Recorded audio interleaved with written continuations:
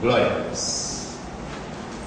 Meus amados, quero neste momento agradecer a Deus pela vida de todos vocês. Quero também estender este agradecimento aos internautas que nos assistirão através de um arquivo em nossa TV, YouTube. Lá nós temos os cultos gravados, cultos esses que poderão ser, sim, ouvidos e vistos, porque aqui a glória de Deus paira sobre este ministério. Quero também dizer a vocês que me assistem neste momento, que no dia 20 de janeiro estaremos num outro endereço. Estaremos ali no bairro de Jardim Atlântico, na Avenida Atlântica, número 215, loja 05. A todos vocês, sejam bem-vindos. Se vocês moram aqui pela Grande Florianópolis, eu quero convidar vocês para que vocês estejam conosco no dia 20 de janeiro. Então estaremos ali no novo endereço, para a honra e glória do nosso Senhor Jesus Cristo. Amém? Amém? O tema que vamos falar hoje diz respeito à glória da cruz de Cristo, o triunfo da cruz de Cristo.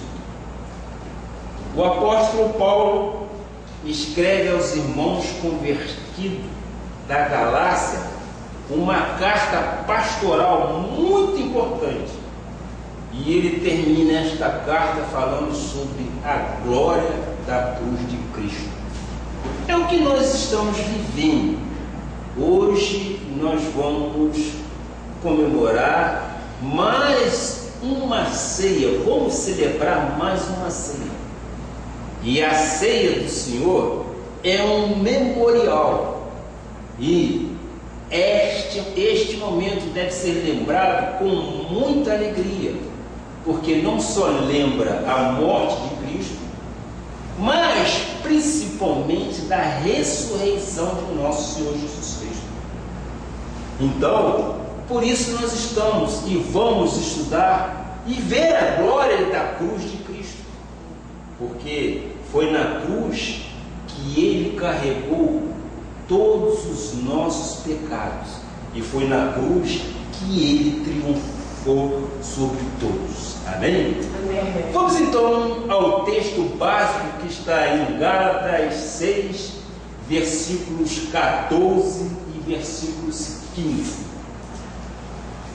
Mas longe esteja de mim gloriar-me, senão na cruz de nosso Senhor Jesus Cristo, pela qual o mundo está crucificado para mim e eu para o mundo. Pois nem a circuncisão é coisa alguma, nem a incircuncisão, mas o ser nova criatura. Que esta palavra abençoe os nossos corações. Amém. Oremos ao Pai Celestial. Pai amado e Pai bendito, mais uma vez estamos na Tua casa, Pai, na Tua casa de oração, para Te adorar, para Te engrandecer o Teu santo nome, porque Tu és digno de todo louvor, Tu és digno de toda honra, Pai. Pai, neste momento nós vamos estudar a Tua palavra e vamos ver o triunfo na cruz de Cristo, Pai. Sim, porque foi na cruz que Tu carregaste todos os nossos pecados, porque foi na cruz que Tu carregaste todas as nossas enfermidades, e nós Te somos gratos, Pai, porque Tu fizeste isso por todos nós, eleitos e predestinados do Senhor, Pai.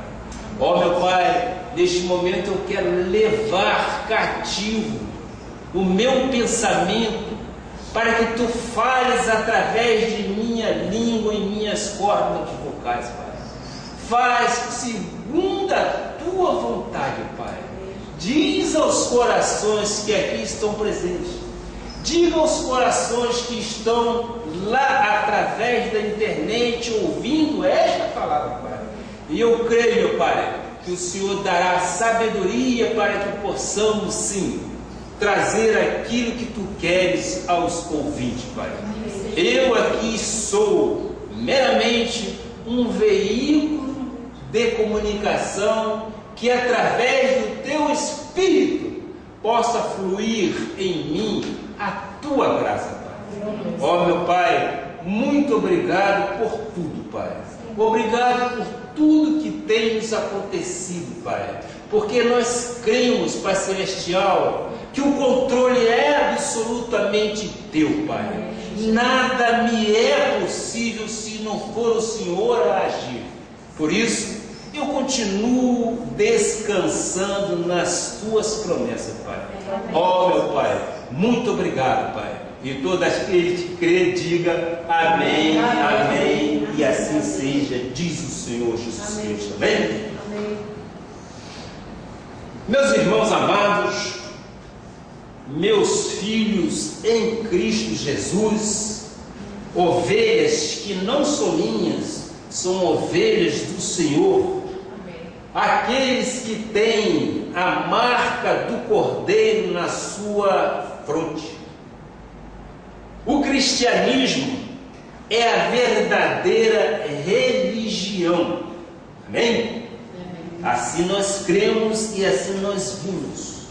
O cristianismo é a única religião que exalta a vida, porque é a religião de vivos, que pertence ao Deus vivo, que pertence ao Deus ressuscitado, não ao Deus morto e não ao Deus que morreu na cruz, mas nós pertencemos àquele que ressuscitou. Amém. Nós não exaltamos o Cristo morto, conforme faz a Igreja Católica. Nós exaltamos o Cristo ressuscitado, o Cristo sofrido, o Cristo da Via Cruz. Este nós não exaltamos. Por quê? Porque nós sabemos que Ele vive em nós, e nós somos a esperança da glória, e nós somos a imagem e semelhança dele. Então nós não cultuamos o Cristo sofrido, o Cristo que carregou a cruz. Nós cultuamos sim o Cristo ressuscitado, e nós vamos encontrar amparo de tudo que nós dissemos dentro da Bíblia. Vamos lá, em 1 Coríntios 15, versículo 14, o que diz a palavra? E se Cristo não ressuscitou, é vã a nossa pregação, e vã a vossa fé. Se Ele não ressuscitou, é vã, conforme diz a palavra, a nossa pregação. Mas nós sabemos que Ele ressuscitou, e é por isso que nós temos força para pregar, e é por isso, embasado nisto, que nós temos coragem, temos intrepidez para falarmos do Cristo ressuscitado. Ou seja, se nós insistirmos na pregação do Cristo na carne, no sofrimento de Cristo, diz que a nossa fé é vã. Vã é a pregação também. Vã é a fé. Ou seja, a fé e a pregação não serviriam para absolutamente nada se a ênfase da nossa vida, da nossa mensagem, não fosse o Cristo que ressuscitou. Seria vã pregar. Nós não estaríamos pregando. Portanto, eu quero dizer aos meus amados filhos na fé que nós temos convicção espiritual na nossa igreja sobre o valor, sim, o valor da vida de Jesus, sobre o valor da morte de Jesus, sobre o valor da cruz, mas, acima de tudo, sobre o valor da ressurreição de nosso Senhor Jesus Cristo. As nossas convicções são fortes, as nossas convicções são baseadas exatamente nas epístolas de Paulo. As nossas convicções, eu quero dizer, são absolutas, porque nós sabemos que tudo começou na cruz do Calvário. Em Gálatas 6, versículo 14, o que diz a palavra? O Senhor diz: mas longe esteja de mim gloriar-me, senão na cruz de nosso Senhor Jesus Cristo, pela qual o mundo está crucificado para mim e para ti também, e eu para o mundo. Nós estamos crucificados, nós morremos para o mundo, e nós estamos totalmente desligados do mundo. Então, Paulo disse que sua glória estava no fato que aconteceu na cruz do Calvário. Ele disse que na cruz de Cristo, podemos recordar que Jesus foi crucificado entre dois salteadores. Aquelas outras duas cruzes não tem nada a ver conosco, tanto é que nós não damos ênfase aos que foram mortos ao lado de nosso Jesus Cristo. Podemos dar ênfase àquilo, porque aquilo ali estava exatamente fazendo o quê? Estavam sendo crucificados, mas um entre eles foi exatamente salvo na hora da morte. Então, aquelas outras cruzes não têm nada a ver conosco. Portanto, Jesus Cristo, o único Deus, o Emanuel, o Deus conosco, o Cordeiro de Deus, aquele que era, aquele que é e será eternamente, aquele que é o caminho, a verdade e a vida, foi que teve que ser pendurado numa cruz, porque a cruz era um sinal de maldição. A cruz era um sinal de morte, morte maldita. Nós vamos entender isso ao longo da mensagem. Aí você me pergunta, mas por que a cruz? Porque a cruz, e somente a morte na cruz, poderia remover a maldição do pecado em nossa vida. Era preciso que fosse assim, diz a palavra do Pai. Era preciso que Ele morresse por todos nós. Ele carregou sobre si todos os nossos pecados. Ele carregou sobre si todas as nossas enfermidades. Ele se fez um cordeiro pascal, um cordeiro que foi imolado a favor de nós.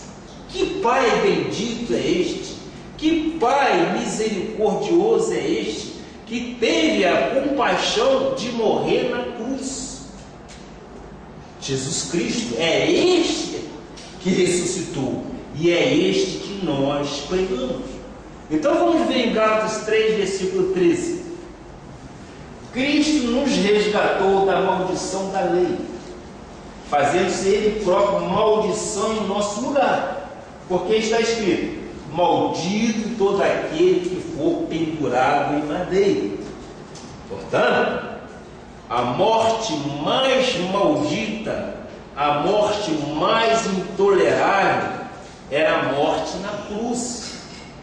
Ele disse que Ele nos resgatou da maldição do pecado e da lei, fazendo-se Ele mesmo maldição em nosso lugar. Estamos entendendo? Amém? Amém? Amém.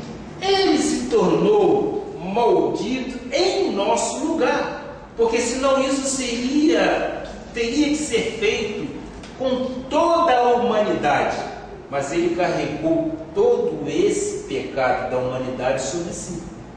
Jesus nos resgatou e se tornou nosso substituto. Por isso que nós não morremos na cruz. E a morte, e todo aquele que é pendurado no madeiro, é considerado maldito. Ou seja, ele está querendo fazer aquilo que Cristo fez. E nós não podemos violar o que Cristo fez na cruz. Eu diria, aquele que morre na cruz hoje, em sacrifício, querendo se comparar com Jesus, ele está completamente errado. Ele está completamente equivocado de suas razões espirituais. Por quê? Porque nós não temos ninguém que possa fazer aquilo que Deus fez. E nós não podemos invalidar aquilo que Deus já fez na cruz do Calvário. Portanto, a morte mais maldita, a morte mais intolerável, era a morte na cruz. E ele diz: ele nos resgatou sim da maldição do pecado e da lei, fazendo-se ele mesmo maldição em nosso lugar. Jesus nos resgatou e se tornou o nosso substituto. Ou seja, para que o pecado e a maldição saísse de nossa vida, era preciso que todos nós passássemos pela cruz. Estamos entendendo? Mas ele se fez então maldito por nós, e ali ele encravou na cruz do Calvário e nos colocou em posição celestial favorável, porque ele foi o nosso substituto. Se não fosse a cruz, não haveria motivo de vida. Eu vou mostrar para vocês 3 versículos importantes para corroborar o fechamento deste pensamento. Romanos 6, versículo 23. Olha só o que diz a palavra: porque o salário do pecado é a morte, mas o dom gratuito de Deus é a vida eterna em Cristo Jesus, nosso Senhor. Portanto, o que nos esperaria, o que nos restaria da nossa vida por causa do pecado é a morte. A morte física, que é naturalmente o fato que ocorrerá com cada um de nós, mas teríamos uma segunda morte, que seria a morte espiritual, porque a Bíblia diz que o salário do pecado é a morte. Vamos então agora a Ezequiel 18, versículo 4. Ezequiel 18, versículo 4. Eis que todas as almas são minhas, como a alma do Pai, também a alma do Filho é minha. A alma que pecar, essa morrerá. Portanto, o salário do pecado é a morte. A alma que pecar, esta também morrerá. Este é o segundo versículo para a gente fechar um pensamento. Vamos ao terceiro, Romanos 5, versículo 12. Portanto, assim como por um só entrou o pecado no mundo, nós sabemos que esse um só foi Adão, e pelo pecado a morte, assim também a morte passou a todos os homens, porque todos pecaram. Não há um justo sequer, todos pecaram. Quando eu junto esses 3 versículos, eu começo a ter uma visão e uma compreensão, a me gloriar na cruz de Cristo. Eu vou te mostrar como tu deves valorizar a obra de Cristo na tua vida. Vejamos Salmo 51, versículo 5. O que ele explica disto de uma forma, para mim, racional. Veja só. Eu nasci na iniquidade, e em pecado me concebeu minha mãe, que disse então, naquela ocasião da vida. Ou seja, quando eu nasci, quando minha mãe e meu pai se conheceram, já havia pecado na minha vida. Vocês concordam comigo? Amém? Agora, nós pedimos para ser pecadores? Nunca, nunca. Quando minha mãe me teve, nasceu um filho em pecado. E como nós nascemos em pecado, alguém teria que morrer para remover o nosso pecado para sempre. E esse alguém foi quem? Jesus tomou o nosso lugar na cruz. Jesus foi o nosso substituto. Jesus pagou o preço por mim. Jesus pagou o preço por ti. Então, ao nascermos em pecado e em iniquidade, nós tínhamos algo diferente das pessoas do mundo. Nós tínhamos algo diferente das pessoas do mundo em nossa vida. Nós nascemos em pecado e iniquidade, mas nós já éramos ovelhas, amém? Nós já éramos ovelhas, éramos conhecidos de Deus. Isaías, o profeta disse: por um pouco de tempo te deixei, mas logo te cobri de misericórdia. Esse pouco tempo foi do nosso nascimento na carne, o ato normal, o ato natural, até o dia que ouvimos Jesus e o recebemos como Salvador. Só por um pouco de tempo, ou seja, é um interregno, ou seja, no momento que nós nascemos até o momento que nós ouvimos Jesus e recebemos em nosso coração. Esse é o tempo da nossa ignorância e o tempo do nosso reconhecimento como Jesus é verdadeiramente o pão da vida. Romanos 8, versículo 29 e 30 diz: é basicamente uma predestinação. Há pessoas que não compreendem isso, mas eu entendo, e meu prezado irmão também entende, que isto é muito normal, é muito natural nós compreendermos. Por quê? Porque nós temos a mente de Cristo. O que diz então a palavra? Porquanto aos que de antemão conheceu, também os predestinou para serem conforme a imagem de seu Filho, a fim de que ele seja o primogênito entre muitos irmãos. E aos que predestinou, a esse também chamou. E aos que chamou, a esse também justificou. E aos que justificou, a esse também glorificou. Nós podemos ver aí neste versículo que a obra está completa. Deus é tão perfeito que Ele chamou, Ele justificou e Ele glorificou. Ele chamou, justificou e glorificou quem? Aqueles que de antemão já Ele nos conhecia. Então não há dificuldade em entendermos exatamente o fato da predestinação. O porquê o nosso Senhor Jesus Cristo morreu na cruz, aquele que viveu entre nós e aos 33 anos, ele foi morto e pendurado numa cruz. Isso tudo estava já previsto. Isto não é para nós nenhuma novidade, porque nós cremos na predestinação. Nós cremos que a obra de Deus em nossas vidas está completa. Ele chamou, justificou e glorificou. Amém? Isso é importante para nós.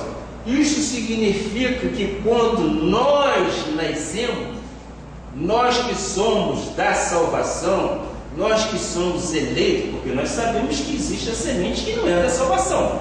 Nós não vamos discutir com Deus. Com Deus nós não podemos discutir. Conhecemos bem a história de Caim, Abel e outros. Ok? Então, a salvação não é para todos. A salvação é um fato que Deus nos deu e nos concedeu. Nós somos da salvação. Nós temos a semente divina dentro de nós, que já éramos conhecidos de antemão. Ou seja, a nossa vida, a nossa passagem, a nossa existência não começou quando papai e mamãe nos conceberam no dia que mamãe nos teve. Não começou. Vocês concordam? Amém? A nossa pré-existência já existia. Nós já existíamos Nós já existíamos no concílio de Deus. Ele já nos tinha predestinado para a salvação. E Ele já nos conhecia de antemão que seríamos exatamente o da salvação. Então, meu amado irmão, quando Deus, antes de haver terra, mar, sol, luz, estrela, Ele nos criou. Ele criou o nosso espírito para a salvação. Por isso, nós nascemos na carne, em pecado e iniquidade, mas na realidade sempre fomos ovelhas do Senhor. Nós sempre fomos ovelhas. Nós sempre fomos ovelhas e por um breve momento nós estávamos perdidos. Mas Deus, pela misericórdia dele, Ele sempre busca a dracma perdida, porque Ele sabe que entre muitos são exatamente os eleitos do Senhor. Muitos haverão de ouvir e acreditarão e receberão em seus corações de que eles já eram predestinados por Deus, que eles eram considerados nação santa, que eles já eram considerados sacerdócio real, povo de propriedade exclusiva de Deus. Nós somos povo de propriedade exclusiva de Deus. O maligno jamais pode nos tocar. O maligno não tem vez com nossas vidas. Porquanto aos que de antemão conheceu, Ele também nos predestinou para serem conformes à imagem de seu Filho, a fim de que Ele seja o primogênito entre muitos irmãos. E aos que predestinou, eu digo, a obra se completou. Ele chamou, Ele justificou e Ele glorificou.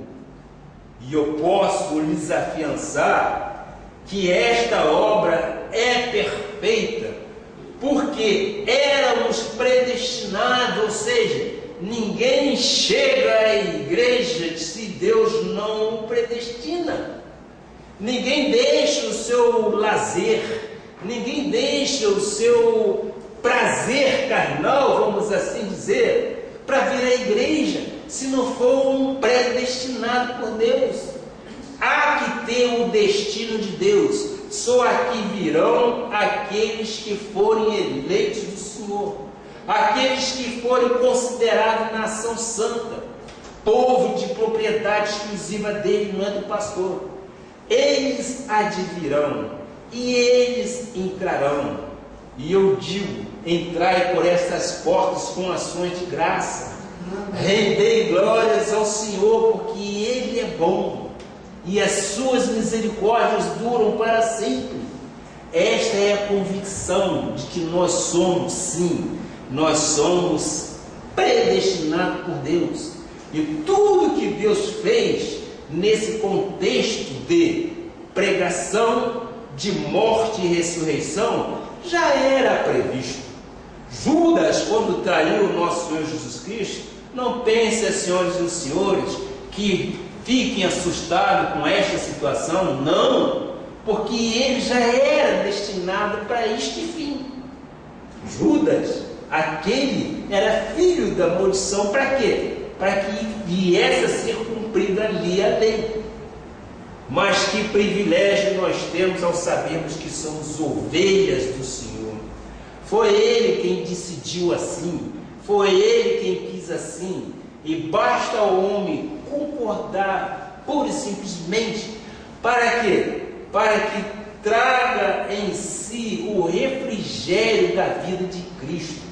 Eu digo com pureza d'alma, como é bom você descansar no Senhor, lançar sobre Ele as nossas preocupações. É difícil?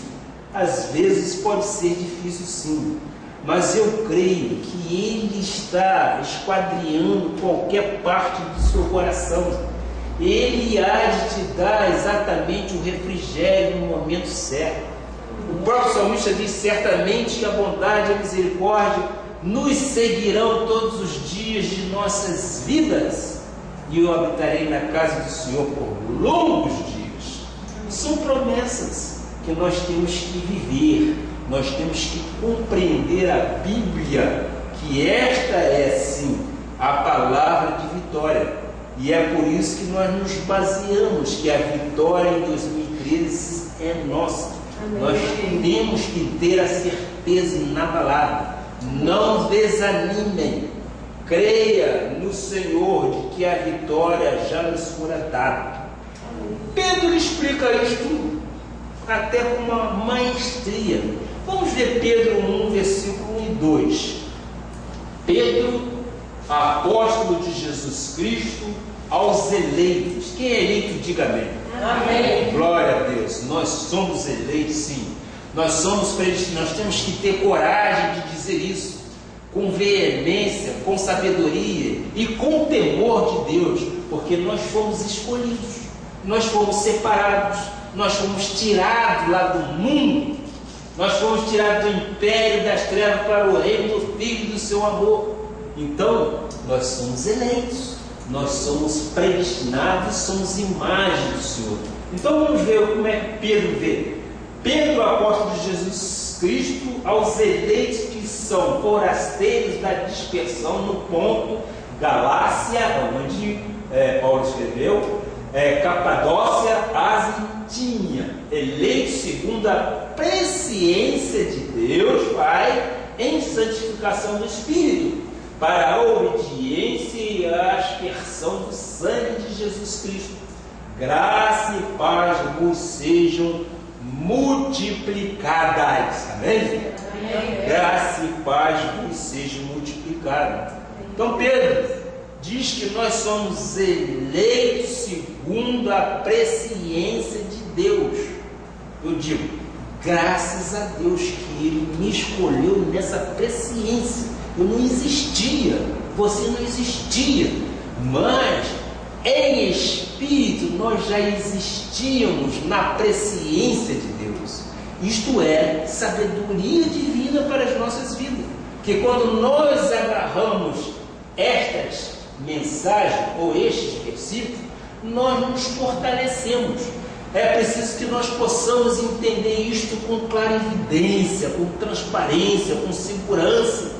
Porque se Deus nos conheceu de antemão, Ele decidiu a nossa vida e nos predestinou, naturalmente, que nós teríamos que ser chamados, justificados e glorificados.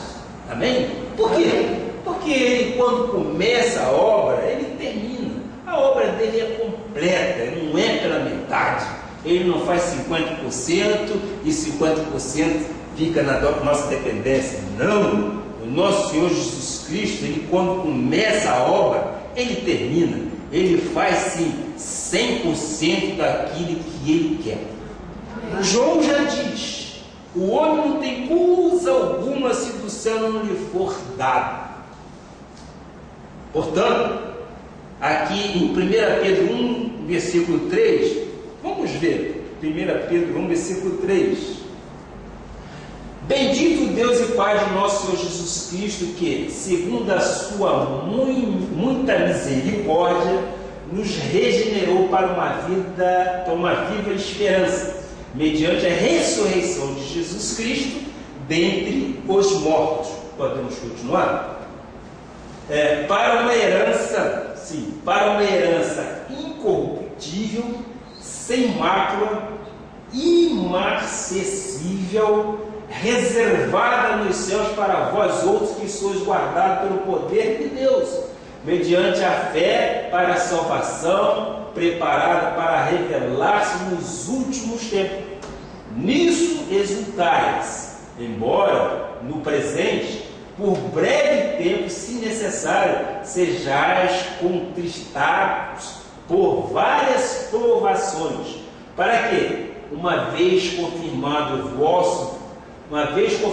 valor da vossa fé, muito mais preciosa do que o ouro perecível, mesmo apurado por fogo, redunde em louvor, glória e honra na revelação de Jesus Cristo, a quem, não havendo visto a mais, no qual, não vendo agora, mas crendo, exultais com alegria indizível e cheia de glória, obtendo o fim da vossa fé, a salvação da vossa alma. Meus amados, a morte é importante. A morte de Cristo foi importante, mas a ressurreição é mais importante e mais forte. A ressurreição é que vai nos dar vida para uma herança incorruptível, ou seja, o que Deus promete não se corrompe, o que Deus promete não muda, não tem mácula, sem mácula, não tem mancha, porque Deus diz na palavra dele, Deus diz imaculado, sim, imacessível. Imacessível quer dizer, não perde a cor, não perde o brilho, mas está reservado no céu para nós. E sois guardados pelo poder de Deus. Irmãos, nós somos guardados pelo poder de Deus. Glória a Deus por isso. Somos guardados pelo poder de Deus. Por isso é que se diz, quem é nascido de Deus, Deus o guarda e o maligno não lhe toca. Por quê? Porque é o poder de Deus que nos guarda. Ai de mim, ai de mim se o poder de Deus não me guardasse. Ai de mim, porque quantos momentos eu passei, provavelmente você também já passou, em que você vê exatamente providência divina. Não é verdade? Quantas vezes eu creio que cada um de nós aqui tem testemunha a este respeito. Então, mediante a fé para a salvação, preparada para revelar-se nos últimos tempos. Então, o predestinado, o escolhido, apesar de passar por provações, sabe que o final disso tudo é a salvação eterna da sua alma. Aqui diz, passar, seja escolhido para várias provações, para que, uma vez confirmado por da vossa fé, quantas vezes nós passamos por provações, amado?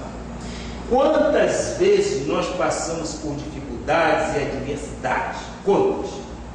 Mas nós sabemos que o nosso Deus é fiel e o nosso Deus está nos amparando. Basta que nós coloquemos os nossos pensamentos voltados para Ele. Então, o maligno não pode nos tocar, é verdade. Por quê? Porque você é propriedade exclusiva do nosso Deus. Aquele que habita no esconderijo do Altíssimo, diz o Senhor. Meus amados, é para você descansar. Se você não tiver dificuldade em entender isso, você pode descansar no Senhor e esperar dele grandes coisas. Se você não tem cultura, se você não tem estudo, mas o Deus a quem servimos vai te dar infinitamente mais do que tu pensas. O Deus que nós servimos vai te dar muito mais do que você pensa ou possa imaginar. Por quê? Porque o poder dele opera em sua vida, meu amado. O poder dele opera em nós. E pelas suas chagas nós fomos sarados, meus amados. Creamos desta forma. Vamos render glória ao nosso Deus.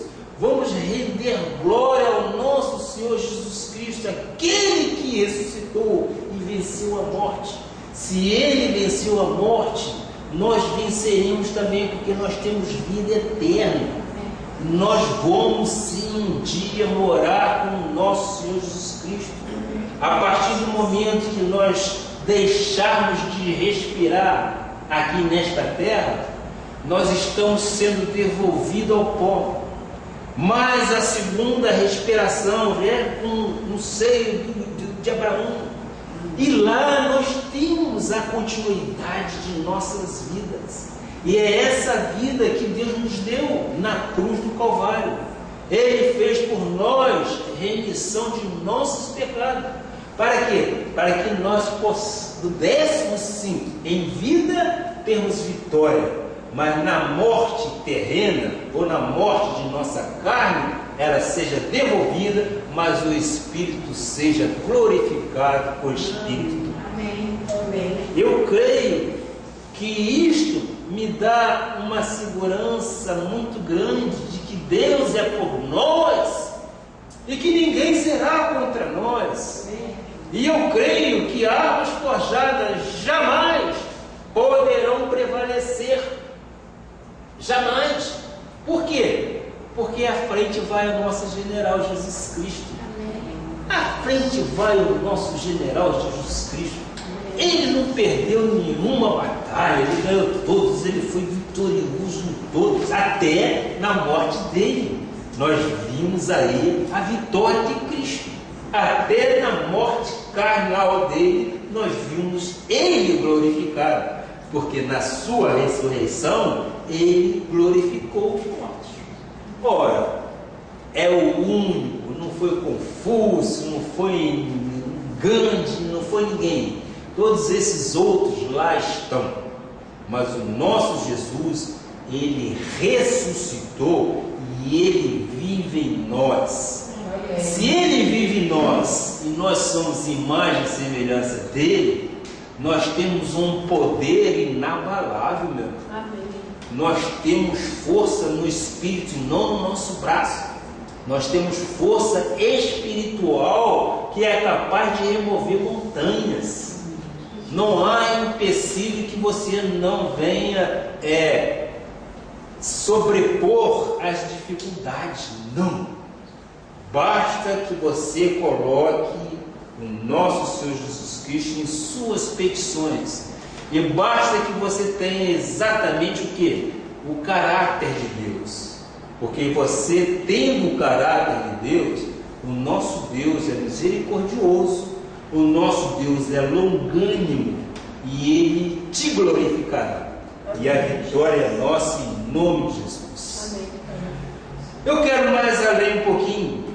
Pedro vai mais adiante, diz em Pedro 2, versículos 5 e 9. Aqui temos um texto muito bonito, mas vamos ver. Também vós mesmos, como pedras que vivem, nós somos pedras que vivem, amém? Amém. Nós não somos pedras mortas, nós somos pedras que vivem. Sois edificado casa espiritual, para serem sacerdócio santo, a fim de oferecer sacrifícios espirituais agradáveis a Deus por intermédio de Jesus Cristo. Pois isso está na Escritura: eis que põe em Sião uma pedra angular. A pedra angular nós sabemos, Jesus Cristo, eleita e preciosa, e quem nela crer não será de modo algum envergonhado. Eu recebo em meu espírito que eu não serei envergonhado. Receba em vosso espírito que você não será jamais envergonhado. Amém. Para vós outros, portanto, os que creis, é a preciosidade, glória a Deus por isso. Mas para os descrentes, a pedra que os construtores rejeitaram, essa veio a ser a principal pedra angular e pedra de tropeço e rocha de ofensa. São estes os que tropeçam na palavra, sendo desobedientes para o que também foram postos. Vós, porém, diga comigo, sois raça eleita, sacerdócio real, nação santa, povo de propriedade exclusiva de Deus, a fim de que as virtudes daquele que vos chamou das trevas para a sua glória a Deus. Esses são os benefícios que Deus nos deu. O Senhor compara a igreja a uma construção, e cada um é uma pedra viva. Eu sou uma pedra viva, você é uma pedra viva. Somos pedra que vivem. Nós não somos pedra ou valores mortos. Não. Deus nos deu vida, e essa vida nós temos que tomar posse e temos que seguir adiante. Aqui não há pedra de cal, não, que desaparece. O cal você lança e quando vem a chuva desaparece. Aqui não há pedra de cal. Somos todos nós pedras vivas. Põe-o em Sião, diz a palavra. Quem é a pedra angular? É a pedra que vive, Jesus Cristo. Jesus Cristo é a pedra que nos dá segurança. Ou seja, quem participa e vive em comunhão com a igreja, nunca poderá, em hipótese alguma, ser envergonhado. Vocês recebem? Se nós estamos buscando o reino e a sua justiça, e que as outras coisas nos serão acrescentadas, nós jamais poderemos ser envergonhados. Por quê? Porque nós estamos em comunhão com a igreja. Então, nós em hipótese alguma poderemos ser envergonhados. Deus não deixa, Deus não vai permitir isso na vida da gente. Ele guarda com o seu poder. Há pessoas que creem e há pessoas que foram postas para não crer. Não é isso? Tem pessoas que foram postas para não crer. E essas pessoas não são pessoas da salvação. São pessoas que tropeçam na palavra. Os que creem são as pedras preciosas de Jesus. Jesus é preciosíssimo para você. Os que não creem tropeçam na palavra, porque muitas das vezes têm dificuldade em entender, buscam uma situação para tentar modificar o pensamento daqueles que são herdeiros segundo a promessa, daqueles que foram de antemão predestinados. Mas nós cremos. E como se vê se uma pessoa é para a salvação ou não.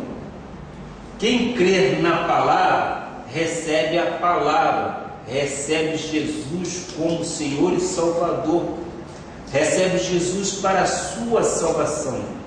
E quem diz não é assim, esse é para tropeço.